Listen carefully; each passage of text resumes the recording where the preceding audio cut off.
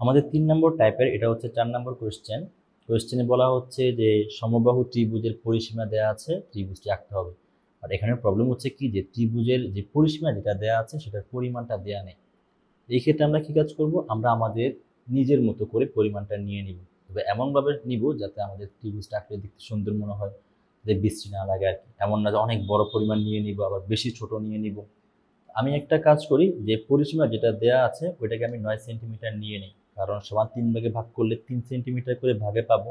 আর 3 centimetre অনেক সুন্দরভাবে একটা ত্রিভুজ আঁকা যায়। তুমি চাইলে 12 সেন্টিমিটারও নিতে পারো, কোনো প্রবলেম নেই। আমি 9 সেন্টিমিটার নিয়ে নিচ্ছি এখানে, এটার নাম দিয়ে দিচ্ছি মনে করো পি। এটা হচ্ছে কত সেন্টিমিটার? 9 সেন্টিমিটার। এখন এই 9 সেন্টিমিটারকে আমার সমান 3 ভাগে ভাগ করতে হবে, কারণ তোমার কাছে মনে হতে পারে যে এখানে সমবাহু ত্রিভুজের পরিসীমা দেয়া আছে একটা ইনফরমেশন, কিভাবে একটা ত্রিভুজ অঙ্কন করব।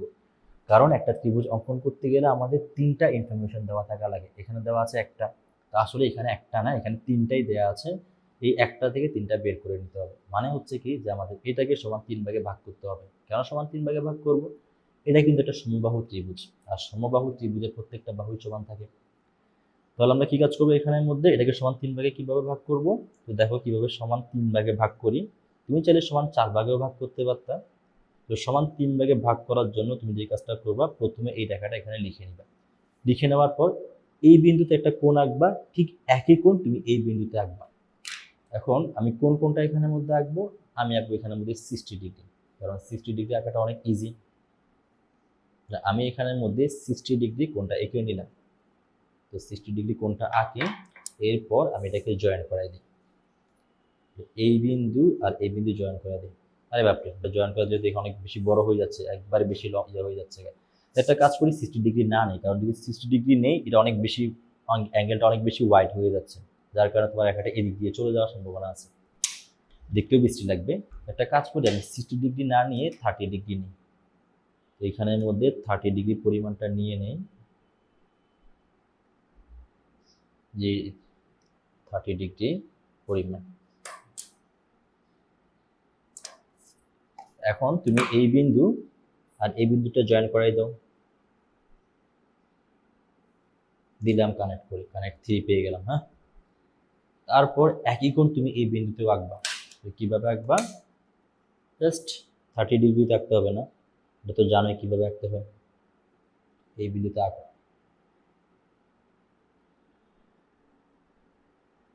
তারপর এই পরিমাণটা নিয়ে নাও, 30 ডিগ্রি পরিমাণ, এটা নিয়ে নিচ্ছি 30 ডিগ্রি।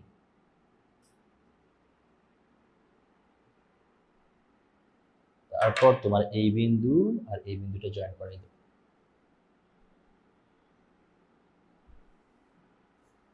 এখন তুমি যে কাজটা করবা, এটাকে সমান 3 ভাগে ভাগ করার জন্য তুমি এই রেখা থেকে 2টা সেগমেন্ট নিয়ে নিবা সমান, আর এখান থেকেও সমান 2টা সেগমেন্ট নিয়ে নিবা। মানে কি, যে দেখো আমি এখান থেকে 2টা অংশ নিয়ে নিচ্ছি, এই একটা অংশ নিয়ে নিচ্ছি, একটু বেশি বড়ও নিবা না যাতে বেশি বিশ্রী দেখা যায়। এখান থেকে 2টা অংশ আমি নিয়ে নিচ্ছি, ঠিক আছে। একটা হচ্ছে এই অংশ, সরি, একটা হচ্ছে এই অংশ, ঠিক আছে, আরেকটা হচ্ছে এই অংশটা, ঠিক আছে। আর ঠিক একই পরিমাণ একই অবস্থায় রেখে এই পরিমাণ করে এখান থেকেও আমরা 2টা সেগমেন্ট এঁকে নিব। এখান থেকে 2টা সেগমেন্ট নিয়ে নিই আমরা, একটা হচ্ছে এই সেগমেন্ট, আরেকটা হচ্ছে এখানে রেখে এই সেগমেন্ট। এখন তুমি যে কাজটা করবা সেটা হচ্ছে যে কি, এই বিন্দু আর এই বিন্দুটা জয়েন করাই দিবা। জয়েন করাই দেবো এখানের মধ্যে। তারপর এই বিন্দু আর এই বিন্দুও জয়েন করাই দিবা।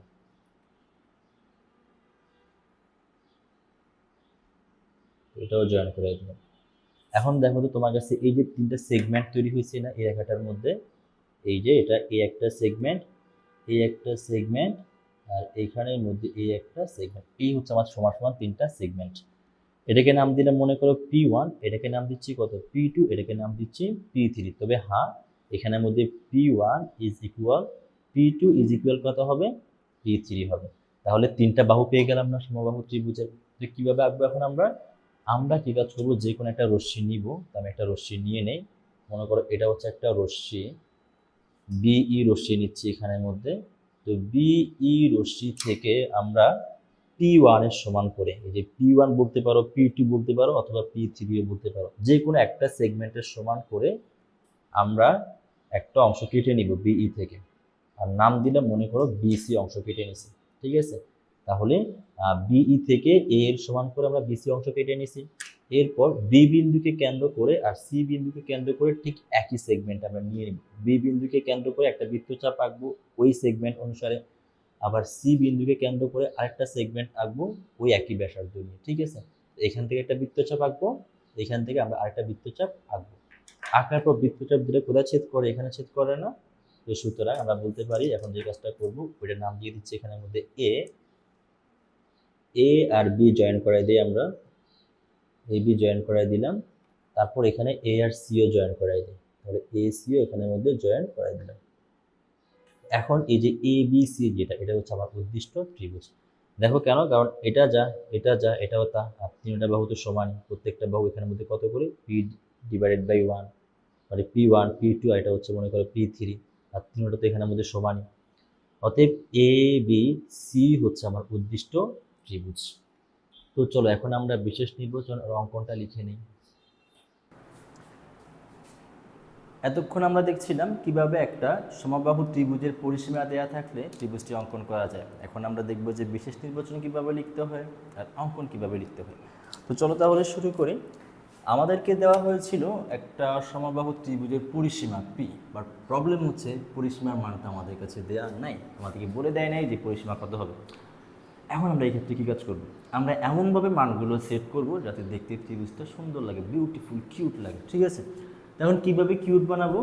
এমন না যে অনেক বড় একটা নিব দেখতে ঘোড়ার ডিম লাগে, আমার খাতার মধ্যে আঁকতেছেই না।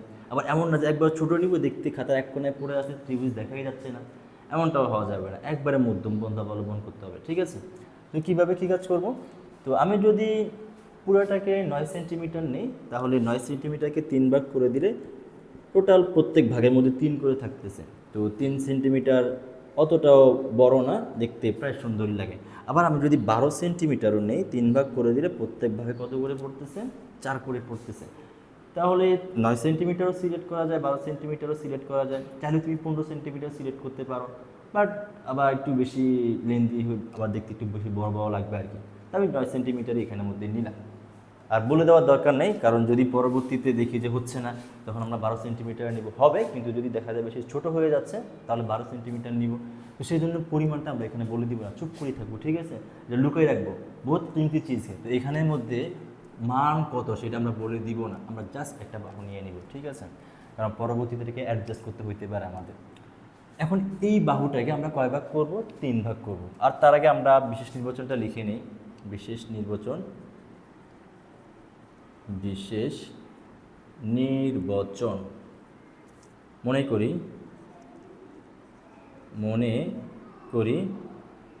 একটি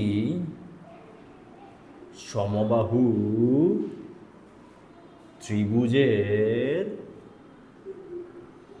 ত্রিভুজের পরিসীমা দেওয়া আছে। পরিসীমা, তোমাদের মনে হয় সীমা নামে কেউ আছে, তো ওই সীমা না, এটা হচ্ছে পরিসীমা। হ্যাঁ, মনে করি একটা সমবাহু ত্রিভুজের পরিসীমা দেয়া আছে।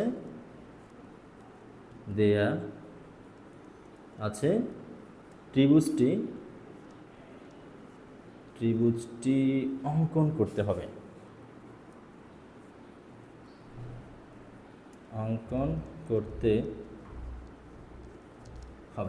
ঠিক আছে, এটা হচ্ছে বিশেষ নির্বাচন।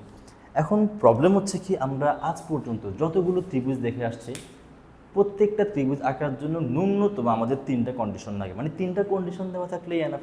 বাট এখানে তো একটা কন্ডিশন, এখানে কিন্তু একটা কন্ডিশন না। তুমি যদি একটু ভালো করে লক্ষ্য করো, এখানে তুমি 3টা কন্ডিশনই পেয়ে যাবে।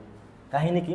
কাহিনী হচ্ছে একটা সমবাহু ত্রিভুজ, যেটা এই সমবাহু ত্রিভুজের প্রত্যেকটা বাহু প্রথমত সমান হয়, আর প্রত্যেকটা কোণ কত ডিগ্রি করে হয়? 60 ডিগ্রি করে হয়, কারণ ত্রিভুজের 3 কোণের সমষ্টি কত হইতে হবে? 180 হইতে হবে। তো এখন 3টা বাহু কত? এখানে 3টা বাহু সমান। তো এখানে তো একটা পরিসীমা দেওয়া আছে, তুমি কি এখানে 3টা বাহু পেয়ে যাবে না? ওখানেই তোমার 3টা কন্ডিশন আছে। তো তুমি কী কাজ করবে এখন? তাহলে এখন যেই কাজটা করবা সেটা হচ্ছে যে এটাকে ধরে সমান 3 ভাগে ভাগ করে দিবা। এবার সমান 3 ভাগে কীভাবে ভাগ করবো একটা রেখাকে? প্রথমত এই যে রেখা যেটা দেওয়া আছে তোমার কাছে, তুমি এটাকে মনে করো সমান 3 ভাগে ভাগ করবা। তুমি এটাকে নাম দাও এ পয়েন্ট, এটাকে নাম দাও বি পয়েন্ট। তুমি এ পয়েন্টে একটা কোণ আঁকো, তো এই পয়েন্টে 60 ডিগ্রি আঁকার দরকার নেই, তখন রেখাটা অনেক ছড়াই যাবে। তুমি 20 ডিগ্রি বা 30 ডিগ্রি কোণ আঁকো, আমি এখানের মধ্যে মনে করো 30 ডিগ্রি কোণ আঁকলাম, ঠিক আছে, একটা রশ্মি তৈরি করলাম।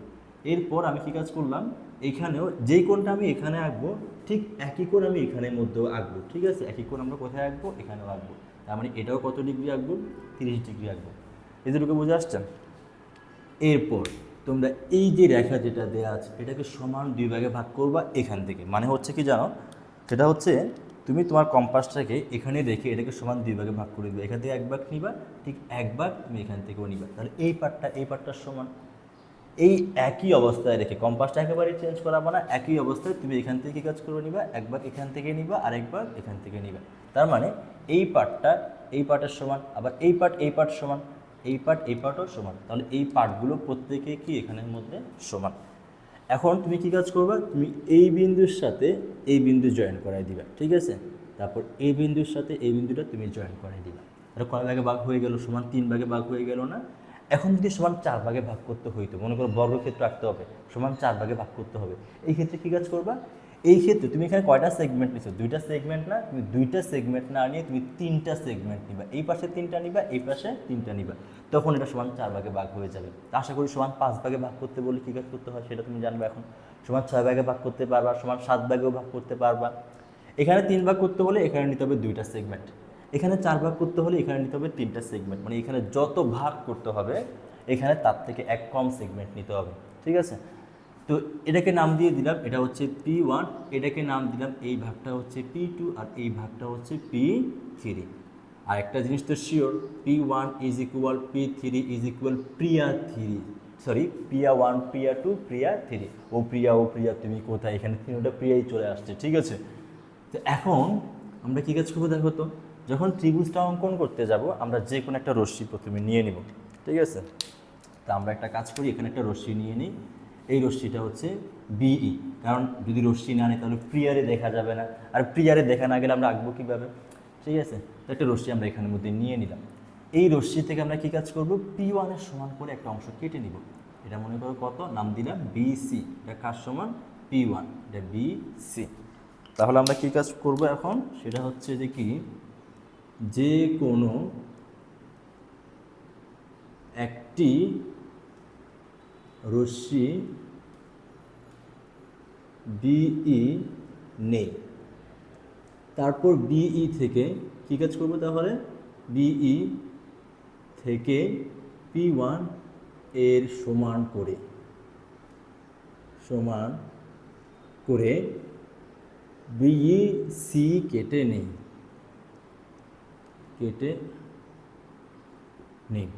ঠিক আছে। তারপর কী কাজ করবো, এই যে বি বিন্দু যেটা দেওয়া আছে, বি বিন্দু আর সি বিন্দুকে কেন্দ্র করে প্রথমে P2 নিব। আচ্ছা P2 P1 তো সেম, তো তুমি P2 নেওয়া যায় কথা, P1 নেওয়া একই কথা, বাট ওখানে P2-ই লিখো একটু কষ্ট করে।